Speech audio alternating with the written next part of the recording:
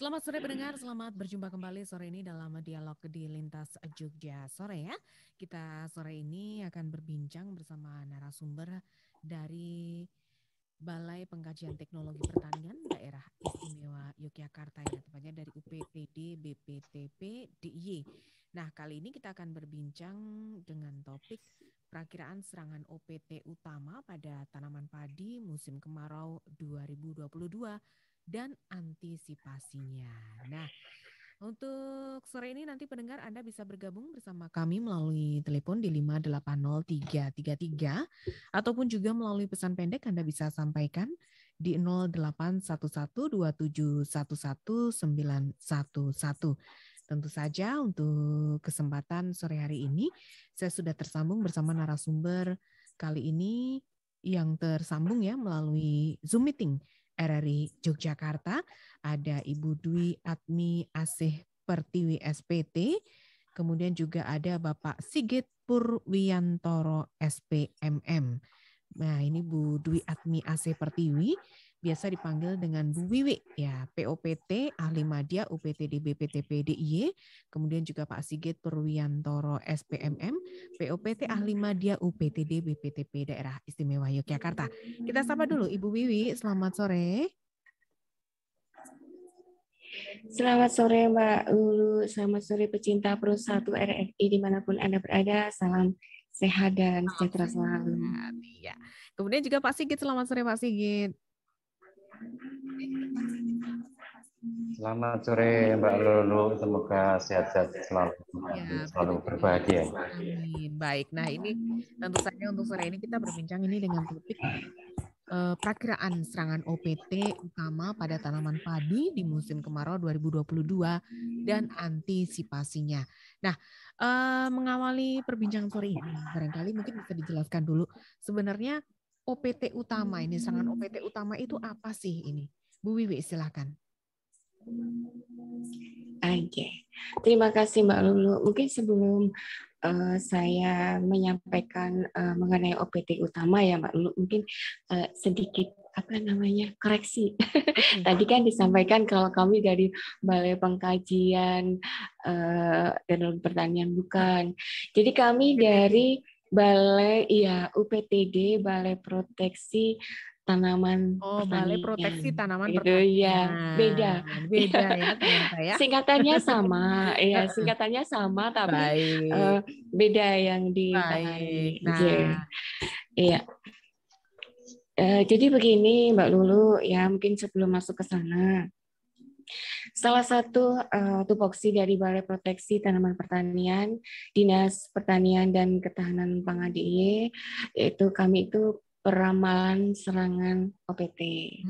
Begitu. Jadi seperti hanya di BMKG itu mengeluarkan cuaca ya. Perakiraan cuaca ya, kemudian ada ramalan bintang begitu ya Mbak Lulu ya.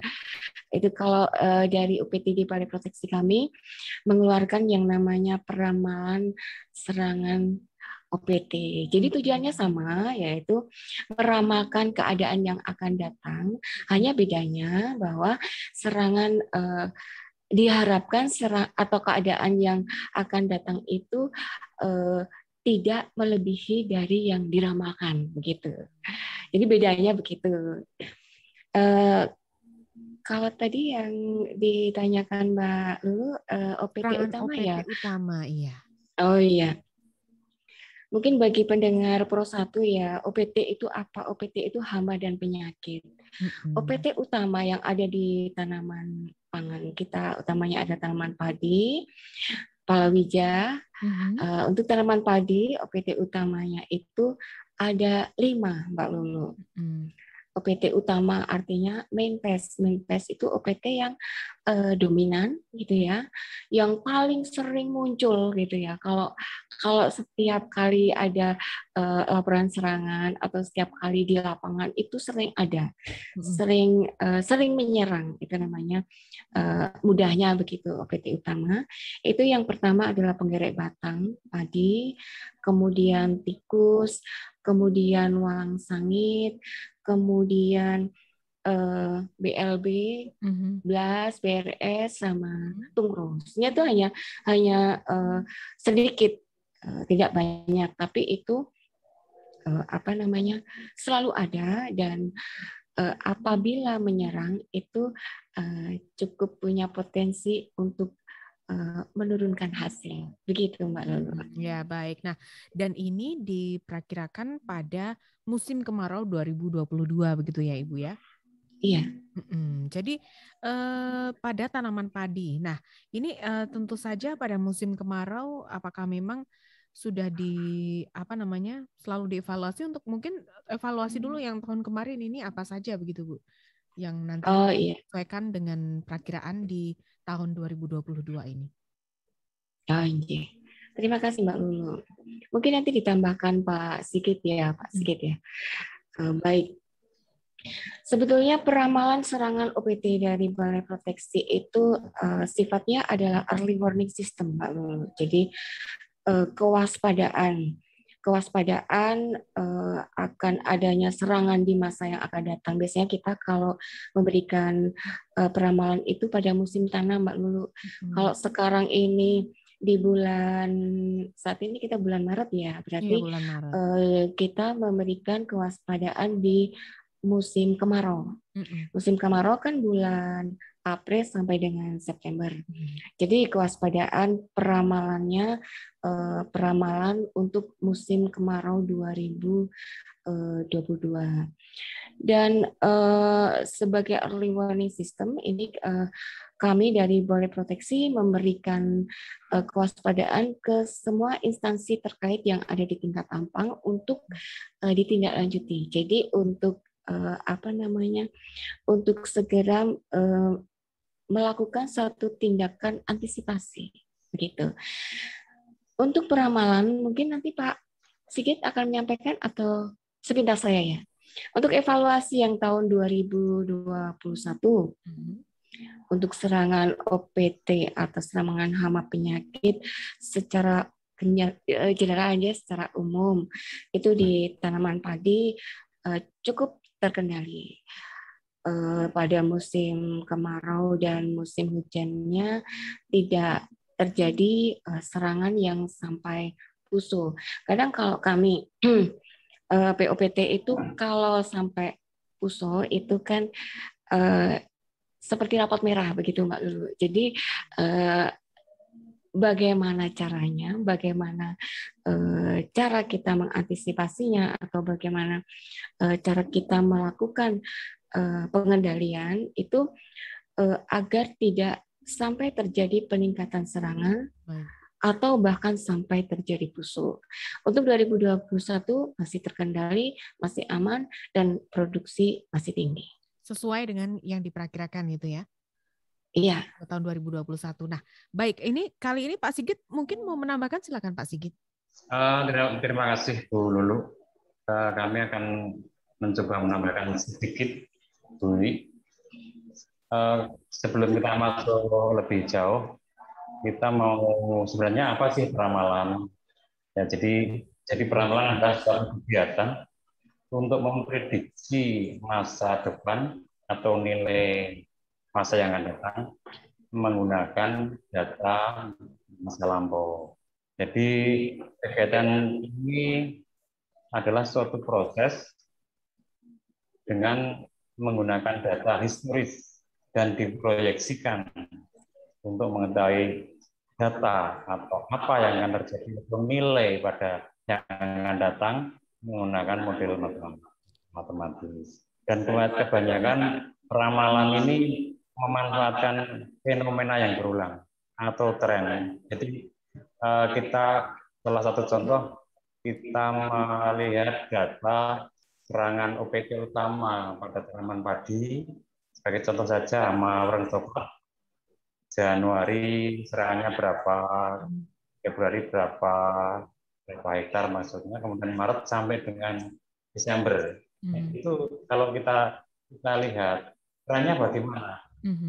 Jadi intinya peramalan ini menggunakan data faktual, menggunakan data time series. Jadi semakin lama atau semakin panjang data yang kita gunakan akan semakin mewakili atau semakin representatif. Dan masih kami tambahkan lagi bahwa di BPTP kami dalam melakukan peramalan ini menggunakan model matematis yang model ini sudah dibakukan oleh Balai Besar dari Jatisari Jawa. Kemudian dalam implementasinya, supaya lebih spesifik lokasi, artinya sesuai dengan daerah masing-masing. Karena OPT ini memiliki karakter, mungkin pola sebaran, ini akan berbeda-beda sehingga pengembangannya model ini sesuai dengan daerah masing-masing, seperti di Yogyakarta ini. Kemudian yang selanjutnya, model peramalan ini sebenarnya tidak hanya menggunakan persamaan otomatis yang dalam kesempatan ini ramalannya menggunakan persamaan logaritma, tapi sebenarnya peramalan bisa dilakukan secara sederhana menggunakan grafik. Jadi kita mengumpulkan data seperti yang saya sampaikan tadi, contoh Januari orang berapa hektar, Februari berapa hektar, Maret berapa hektar, kemudian April serangannya berapa hektar, kita masukkan, kita bikin tabel, kita insert, bikin grafik, itu sudah kelihatan. Tren serangan mereng itu pada bulan apa? Nah, itu sebenarnya bisa dilakukan secara sederhana. Kemudian kalau itu melihat fenomena atau serangan tahun 2020, kemudian kita lihat tahun 2019, trennya seperti apa. Seandainya dari grafik yang telah kita bikin, ternyata orang itu banyak atau luas serangannya paling tinggi pada bulan Januari atau Februari.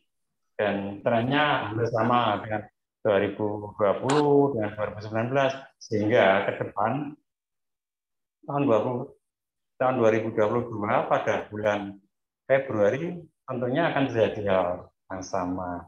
Nah, sehingga pemanfaat peramalan ini untuk mengantisipasi supaya nanti tidak terjadi serangan yang seperti tren yang sebelumnya. Nah, antisipasinya seperti apa? Nanti kami sampaikan. Demikian Mbak Lulu. Baik. Baik, nah ini untuk pendengar nanti tentu saja Anda bisa bergabung juga bersama kami ya melalui telepon di 580-333 ataupun juga melalui pesan pendek di 081127111911.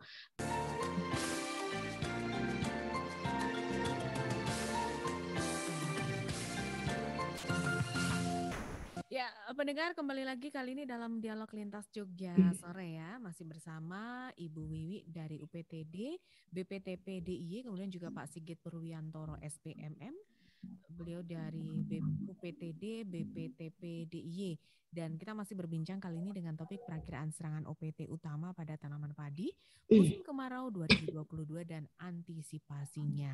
Nah, sebelum kita membaca ini pertanyaan dari pendengar ya, Ibu juga Pak Sigit, ini sebenarnya seberapa penting sih, seberapa penting perakiraan ini dibutuhkan untuk serangan OPT utama ini pada tanaman padi, terutama ini pada musim kemarau ya 2022 ini. Iya. Silakan Ibu. Iya, terima kasih Mbak Min. Tadi belum disampaikan ya perakiraannya di musim kemarau 2022 ya. Iya, ini saya sampaikan dulu seberapa pentingnya ya. Peramalan ini sangat penting Mbak Ulu. Untuk kami yang di dunia pertanian, terutama dalam rangka pengolahan hama terpadu, karena dengan mengetahui kan ini meramalkan musim kemarau akan ada serangan sekian gitu ya. Dengan begitu kami yang di jajaran pertanian itu dapat menyusun strategi. Manchester United di mana dapat menyusun menyusun strategi pengendalian. Jadi pentingnya peramalan ini adalah untuk menyusun antisipasi. Akan muncul rekomendasi untuk melakukan tindakan-tindakan antisipasi. Jadi kalau ramalan yang lainnya berharap terjadi ya, kalau peramalan serangan OPT itu gimana caranya biar di musim kemarau 2022 nantinya jangan sampai terjadi serangan yang kita ramalkan, begitu Mbak Lulu. Jadi misalkan akan ada serangan nantinya di musim kemarau akan terjadi serangan penggerek batang padi gitu ya. Misalkan disampaikan begitu. Jadi kami biasanya menyampaikan semacam surat kewaspadaan kepada dinas-dinas di tingkat kabupaten. Nah, setelah disampaikan itu, diharapkan masing-masing menindaklanjuti untuk apa? Untuk memberikan rekomendasi pengendalian. Jadi ada action-nya, ada antisipasinya begitu. Jadi gimana di dalam 6 bulan ini atau apa yang bisa dilakukan di dalam 6 bulan ke depan supaya tidak terjadi peningkatan serangan penggerek batang padi ini seperti yang diramalkan. Meskipun yang namanya peramalan itu kita meramalkan berdasarkan statistik. Yang namanya makhluk hidup, apalagi pengaruhnya ada cuaca, ada kelembapan, ada unsur tanaman dan perilaku petani sendiri, itu kan tidak dapat diprediksi secara tepat ya, tidak bisa diperkirakan secara pasti. Hanya saja paling tidak itu dengan adanya perakiraan itu ada pegangan untuk apa yang akan kita lakukan ke depan. Strategi pengendalian apa yang akan kita antisipasinya. Iya, betul. Seperti itu Mbak Lulu. Ya, jadi nanti metode apa yang dilakukan untuk mengatasi serangan OPT itu ya? Iya, seperti baik, itu. Ini ada penelpon yang bergabung, kita akan angkat dulu. Iya. Oh baik, ini terputus ya tampaknya. Pendengar bisa dicoba kembali yang bergabung ya, melalui telepon di 580333 ataupun juga melalui pesan pendek. Anda bisa sampaikan di 0811 2711 911. Saya akan baca WA dulu Ibu Pak Sri, ya. Kali ini dari Pak Hasan di Pleret. Salam narasumber, ulasan tentang OPT, hama serangga tanaman sayur-sayuran gitu ya. Sebenarnya ada berapa selain efek dari hama kutu loncat, jenis walang sangit, dan sejenis?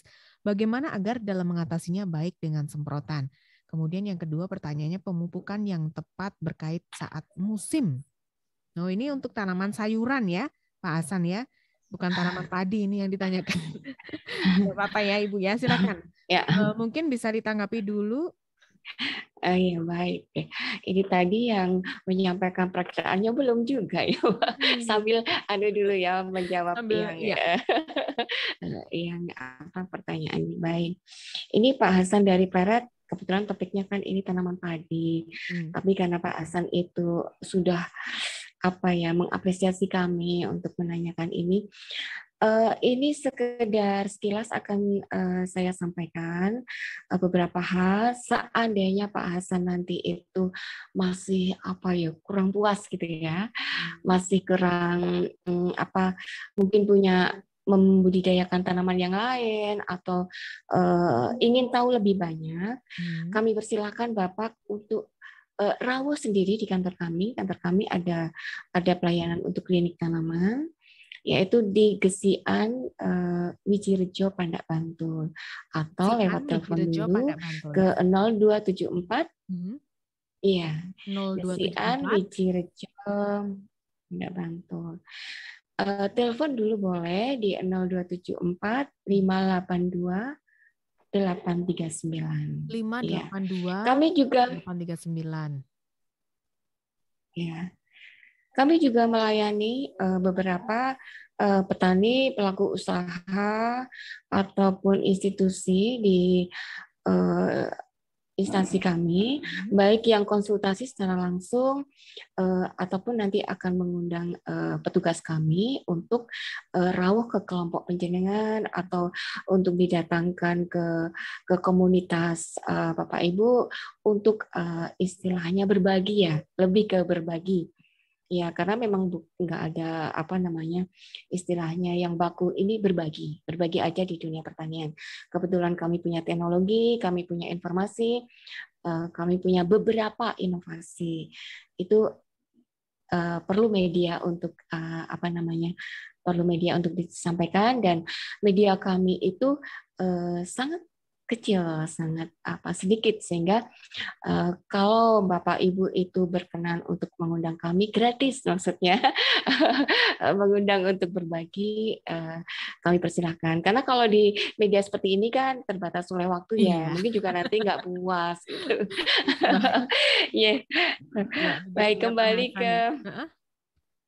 kembali ke Pak Hasan yang di Pleret ya. Tanamannya apa? Ini saya juga belum tahu tadi, tanaman hiasnya. Tanaman hias bukan? Sayuran. Atau apa ya? Sayuran. Oh, tanaman sayuran. Hortikultura ya. Iya, hortikultura. Yang ditanyakan kutu loncat dan walang sangit. Mungkin lebih ke di apa ya Pak ya? Atau perlu bertanya ke petugas wilayah, apakah ini yang namanya kutu loncat, karena di sayuran tidak ada kutu loncat. Maaf ya Bapak, mungkin apa ya? Mungkin bahasa Bapak dengan saya berbeda, artinya bukan bahasa kita dalam berkomunikasi, tapi bahasa dalam menerjemahkan serangga apa yang Bapak temukan, itu kita berbeda.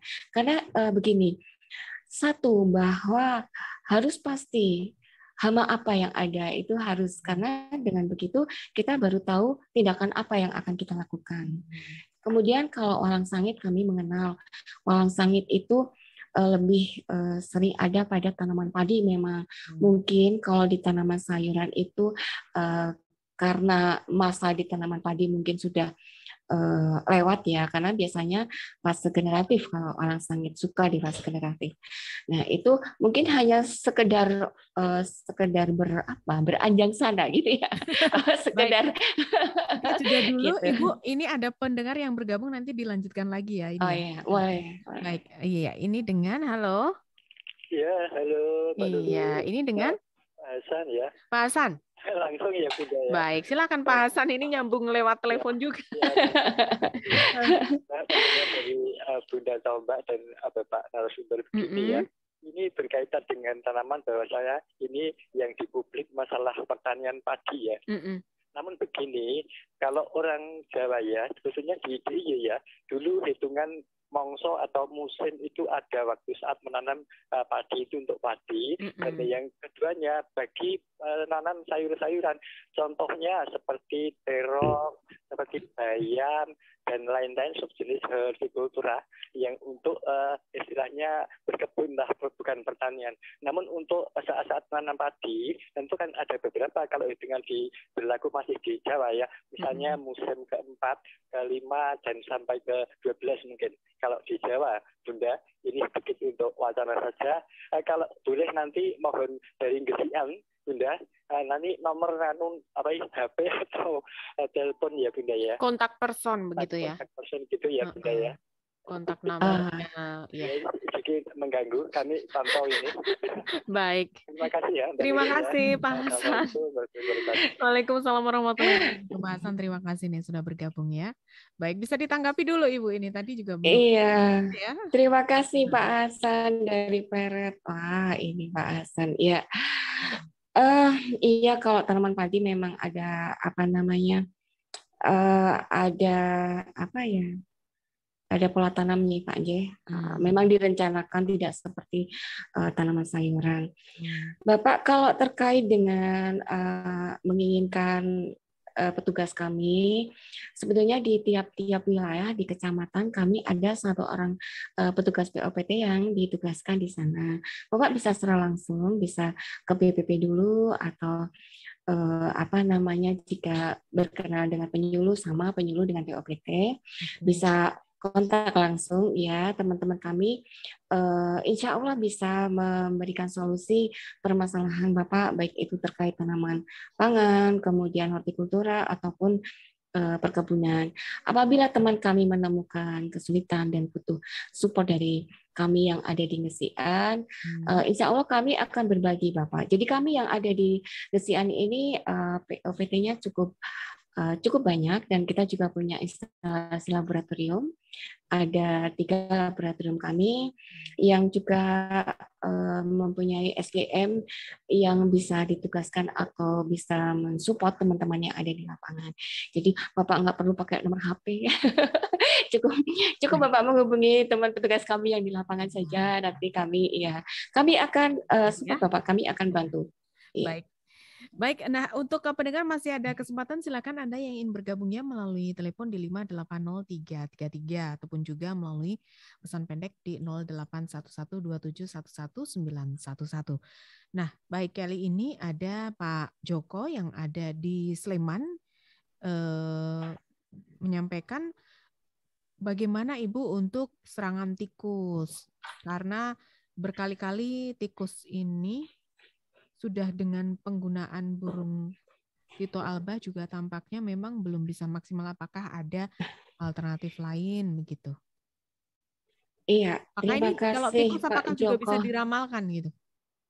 Iya, semuanya bisa diramalkan Mbak Lulu. Ini tadi belum saya sampaikan ya hasil ramalan kami ya. Ini menanggapi dulu Pak Joko yang dari Sleman. Ini Pak Joko siapa nih? Pak Joko Purnomo apa Pak Joko? Pak Joko Purnomo kan dari Bantul. Oh, gitu ya. Sudah ganti ya Bu ya. Baik. Iya. Baik Pak Joko, terima kasih. Memang tikus itu apa ya? Hama yang paling pintar Mbak Lulu. Jadi paling pintar, paling sulit dikendalikan memang tikus, dan berbagai upaya pengendalian juga kami sudah istilahnya sudah sudah dicobakan dari Balai Pengkajian Karangsari ya, Balai Pengkajian Tanaman Pertanian juga sudah mengembangkan beberapa teknik pengendalian khusus untuk tikus, juga sudah dicobakan menggunakan TBS, menggunakan barrier, kemudian kami yang dari proteksi ini yang praktisi itu mengajak untuk mengendalikan secara bersama-sama melalui keropyokan. Jadi misalkan sebelum tanam itu pembongkaran liang aktif, kemudian keropyokan, itunya cukup untuk menekan populasi dari tikus sendiri. Untuk Tito alba memang Bapak selama ini di beberapa kecamatan di Sleman cukup efektif ya untuk Tito alba. Tapi ya memang itu tadi Pak, tikus itu pintar Pak, betul. Karena tikus kayaknya udah hilang nanti muncul lagi gitu ya. Apa sebenarnya kalau untuk serangan tikus ini tiap tahun selalu ada gitu ramalannya? Memang selalu ada. Tikus itu termasuk main pest OPT utama yang selalu ada, yang dapat menurunkan kehilangan hasil yang cukup besar, bahkan bisa tidak panen gitu. Memang dan paling sulit untuk dikendalikan gitu. Ya memang cuman upaya itu tetap yang pasti yang selalu kita sampaikan bahwa jika mengendalikan tikus itu harus serempak. Kalau satu blok mengendalikan satu blok, enggak pindah lah itu tikus. Dia juga akan bermigrasi kemana-mana begitu. Karena dia pintar kan, dia hama yang paling pintar, dan kalau dia itu melewati pematang yang dia merasa tidak aman, dia kan kalau berjalan kan pasti melewati di tempat yang sama karena dia akan menempelkan bau tubuhnya. Kalau dia merasa bau tubuhnya ada di situ, berarti kalau aku lewat lagi aman dong. Jadi dia akan lewat di situ. Dia tidak akan lewat di mana dia merasa di situ tidak akan bau tubuhnya nggak ada lagi, berarti tidak aman. Jadi emang pinternya di situ. Tidak hanya orang yang kalau lewatnya kira-kira tidak aman gitu, tidak akan lewat di situ. Tidak akan lewat gitu ya. Kalau di situ aman ya. Baik. Baik. Ini Pak Sigit barangkali bisa menambahkan juga Pak Sigit, silakan. Iya. Terima kasih Mbak Lulu. Saya akan menambahkan sedikit apa yang sudah disampaikan Bu. Memang benar ya. Jadi bahwa tikus ini merupakan hama yang lebih pintar daripada hama yang lain. Namun dalam kenyataannya ini juga sama dengan OPT yang lain, bisa diramal karena menggunakan angka tahun yang lalu untuk memperkirakan yang terjadi serangan yang akan datang. Ini sama dengan orang tadi. Dan untuk menjawab pertanyaan Pak Joko ini tadi, memang ada beberapa metode pengendalian tikus ya, yang sudah betul sekali disampaikan oleh Bu. Yang pertama adalah dibagi beberapa fase. Ada fase sebelum tanam, fase ber ini bisa dilakukan grup-an. Pembongkaran liang tikus ini sangat efektif sekali. Dan benar betul sekali juga bahwa untuk pengendalian tikus itu tidak bisa hanya satu orang atau 10 orang, tapi satu hamparan. Ini perlu support dari stakeholder yang ada. Jadi mungkin Bapak Kepala Desa, mungkin Camat, kemudian dari Balai Penyelamatan Ranting Kecamatan ini harus mensupport. Nah ini supaya bisa pengendaliannya bisa serempak. Kalau kita tidak dimotivasi untuk secara serempak, sehingga pengendaliannya perasaannya sendiri-sendiri, sehingga tikusnya hanya berpindah tempat saja, sehingga akhirnya tidak terkendali. Nah, kemudian yang kedua adalah pada fase vegetatif. Jadi beda vegetatif dengan sebelum tanam tadi. Vegetatif dan persemaian ini perlu dilakukan pengumpanan. Jadi pengumpanan ada macam-macam, ada pengumpanan yang akut dan ada yang anti koagulan. Akut itu artinya sekali tikus memakan umpan itu tikus langsung mati. Ini petani puas. Tapi karena tadi disampaikan Bu Wi bahwa tikus itu merupakan binatang yang cerdik. Kalau ada temannya yang mati, yang lain nggak berani memakan umpan tersebut. Gitu. Jadi ada cara lain. Kalau menggunakan racun yang akut tadi dikasih perampan dulu. Perampannya menggunakan karbohidrat, bisa beras atau jagung. Begitu nanti dilihat, cek umpannya dimakan, baru kita kasih racunnya. Jadi akan efektif gitu. Kemudian kalau umpannya yang anti koagulan itu anti pembekuan darah. Jadi ini tikus kalau yang memakan racun anti koagulan, contohnya racunin. Kalau yang akut tadi contohnya fosfid. Nah, yang racun ini anti koagulan. Jadi tikus kalau dipasangi umpan itu tidak langsung mati. Sehingga kan efektif karena biasanya tikus ini hidupnya kan bergerombol. Iya. Oh ini ada kepala ketua gerombolannya ini. Dan di liang matang ini mempunyai jalan yang panjang. Jalannya itu banyak. Kalau bongkar dari sini bisa lari dari sana karena mempunyai jalan tembus yang banyak. Nah, kalau menggunakan racun yang anti koagulanis langsung bisa diumpan langsung beras jika campur racun, tidak sama menggunakan praumpan. Karena ini akan lebih efektif yang mati itu kan lebih banyak. Tapi biasanya tani merasa kurang puas karena matinya kan tidak langsung, matinya bisa di dalam liang, kelihatan yang mati. Jadi biasanya kan milih yang tersek gitu, milih yang akut ini. Ya. Masih metode pengendalian tikus lagi ya, pada fase generatif.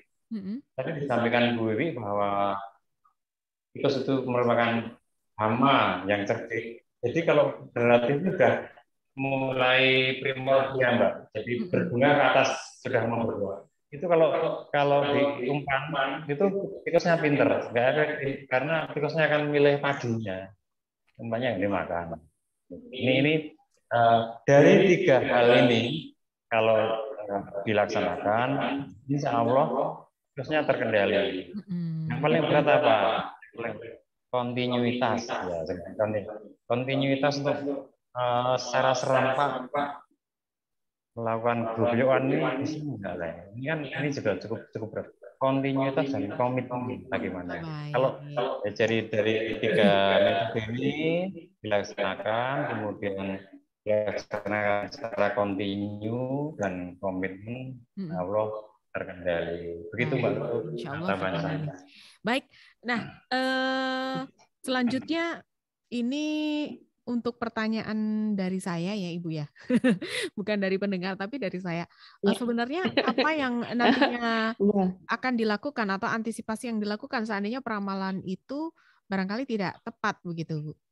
Ada manajemennya misalnya hal-hal terkait dengan investasi ya selanjutnya ya. Ya, terima kasih Mbak Lulu. Memang berbeda yang namanya ramalan serangan OPT itu jangan sampai terjadi. Jadi misalkan ini kami sampaikan ya mungkin bagi pendengar pecinta RRI yang kebetulan ada di wilayah-wilayah yang sering ada serangannya. Jadi untuk serangan penggerek batang di musim kemarau nantinya itu perkiraan kami itu turun dengan luasan sekitar 373 hektar. Nah, kami beritahukan ini by surat ya, secara birokrasi ya, banyak penggerek batang, wereng, tikus, BLB, blas, kemudian tungkro itu untuk waspadaannya kami beritahukan. Nah, dengan harapan bahwa ketika kami itu menyampaikan kewaspadaan itu kami sampaikan rekomendasinya untuk antisipasinya. Jadi bukan berarti ketika besok kita ramalkan besok musim kemarau kita ramalkan penggerek batang itu 373. Itu kalau tidak tercapai berarti salah ramalannya, bukan begitu. Jadi bukan gitu ya. bukan begitu. Jadi begini. Ketika kita sampaikan, besok Mbak Lulu, besok kami meramalkan musim kemarau besok itu serangan penggerek itu 300 hektar besar gitu. Terus Mbak Lulu, oh ya berarti saya harus gimana ini? Nah, kan gitu maksudnya, biar tidak tercapai 300 hektar. Oh, berarti pada bulan pertama memasuki musim kemarau itu biasanya kan hujan itu masih geser-geser ya, ada anomali iklim, geser-geser. Hujan di awal bulan April itu pasti ada hujan. Gimana di ini untuk menekan penggerek? Oh, masih pengamatan rutin dulu.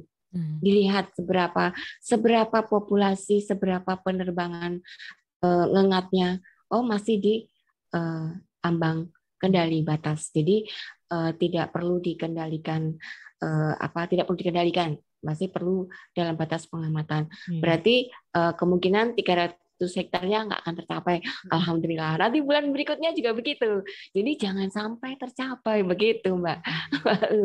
Karena kalau itu tercapai, ya memang semua itu namanya makhluk hidup ya susah ya untuk diatur sedemikian rupa supaya tidak melebihi yang kita perkirakan. Paling tidak begini. Sebelum angka 300 itu sebelum mendekati angka 300 itu harus ada action pengendaliannya. Entah itu pengendalian berupa penggunaan agensia pengendali hayati atau menggunakan perangkap untuk berbagai hamanya atau menggunakan biopestisida sebelum betul-betul menggunakan yang kimia sintetik. Jadi tetap diupayakan jangan sampai pada musim kemarau ini tercapai 300 hektar meskipun dinyatakan 300 hektar pun itu turun dibandingkan musim kemarau yang begitu juga dengan wereng. Wereng itu nanti kami perkirakan akan ada kenaikan 112 hektar. Nah, jangan sampai terjadi 112 hektar. Ini wereng itu hama yang bisa bikin hopper burn. Jadi hama yang bisa cepat gitu bisa menjadi terbakar. Jadi tidak bisa panen. Itu yang kita takutkan itu hama yang paling kita takutkan itu wereng dan masih banyak lagi. Iya. Baik. Nah, ini karena waktu juga sebenarnya yang membatasi ya, Ibu Wiwi. Iya. Bisa disampaikan barangkali himbauan kepada masyarakat, kepada pendengar begitu ya. Silakan ini monggo. Ya. Baik, mungkin nanti ditambahkan oleh Pak Sigit. Ya. Mungkin tadi karena kami belum nanti karena kami belum menyampaikan apa yang hasil ramalannya. Pada kesempatan ini kami sampaikan terlebih dahulu hasil ramalannya, bahwa untuk hama-hama yang kami perkirakan akan tinggi, yaitu wereng batang coklat, kemudian tikus, dan tungro. Kemudian yang kami perkirakan serangannya itu turun adalah penggerek batang padi dan beras. Sedangkan yang kami perkirakan itu serangannya tetap adalah BLB atau Xanthomonas. Namun demikian, meskipun yang kami rapalkan itu entah itu tetap, entah itu naik atau turun, tetap kami mohon kewaspadaannya. Karena kita tidak ada yang tahu yang namanya iklim, kemudian kelembapan, kemudian daya tahan varietas tanaman itu sendiri amat berpengaruh terhadap populasi hama. Bisa meningkatkan sewaktu-waktu. Jadi kami berpesan tetap waspada dengan tanaman yang Bapak Ibu budayakan agar tidak menimbulkan kerugian secara ekonomi. Mungkin bisa ditambahkan Pak Sigit? Silakan. Terima kasih Bu Wiwi dan Mbak Lulu. Jadi tadi Mbak Lulu menanyakan bahwa bagaimana kalau ramalan ini tidak tepat, gitu ya kira-kira ya. Jadi artinya gini, dari Bu Wiwi tadi disampaikan bahwa salah satu contoh saja bahwa serangan penggerek batang pada MK yang akan datang ini adalah 373 hektar level tinggi. Sehingga di dalam misi kami ini sebagaimana ada action supaya serangan tidak terjadi 373 hektar demikian Pak. Apa saja yang harus dilakukan? Yang pertama, karena sudah ada peringatan bahwa MK yang akan datang ada serangan penggerek batang 373 hektar, sehingga kita melakukan action melakukan gerakan supaya serangannya jauh di bawah 373. Sebagai contoh, yang pertama antisipasinya adalah pengolahan tanah secara sempurna atau yang kita sebut maksimum telit, pengolahan tanah secara sempurna. Kita tahu bahwa pengolahan tanah itu ada 3 macam. Yang pertama adalah minimum telit atau pengolahan tanah secara minimum. Ini biasanya dilakukan pada mau bertanam kedelai. Ini sehabis panen padi, kemudian pakai bugal, hanya ditugal saja,